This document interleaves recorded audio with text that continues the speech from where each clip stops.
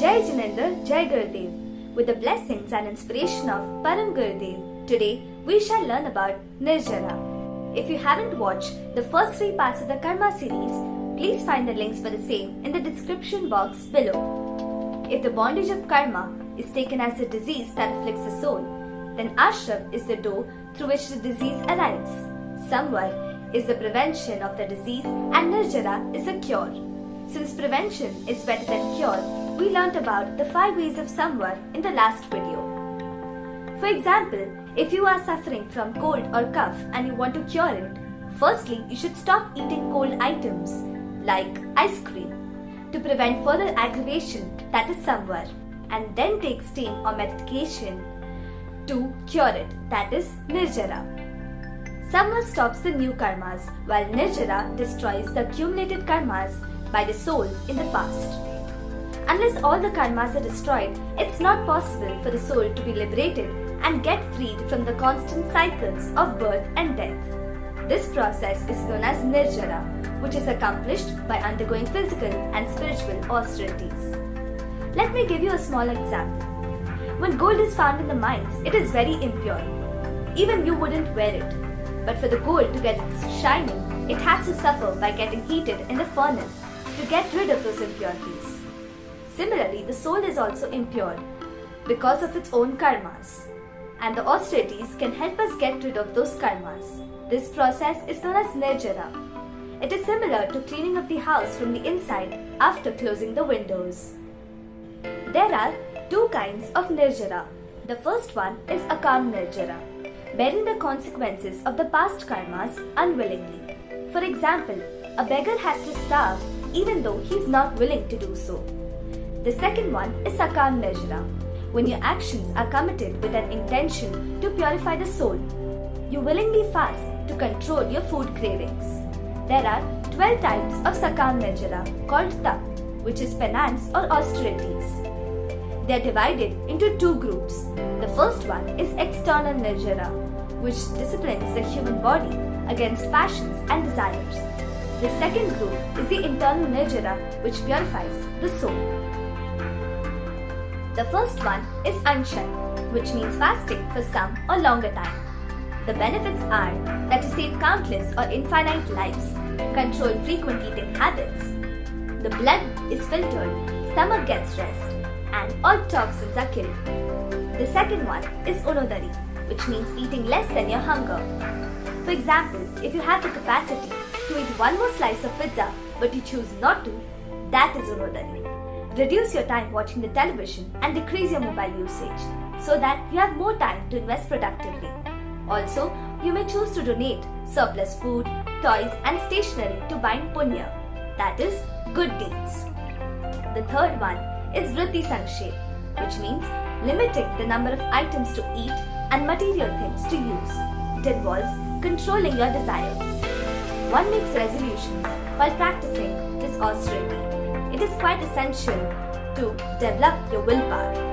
For example, if you choose not to eat ice cream or chocolate for an entire week, or perhaps observe silence for a couple of hours. The fourth one is Ras Parityag. Ras means taste and Parityag means to renounce. When one learns to control their taste habits, it is known as Ras Parityag. For example, instead of whining about the dislike of a certain food, you must happily accept whatever your mother cooks. Avoid praising food even though it is delicious, since we need to give up on taste and not get involved in it, binding karmas. This way we can eradicate karmas and remain healthy, lowering the risk of heart diseases and diabetes. The fifth one is Kaya Kalesh. Kaya means body and Kalesh means forbearance.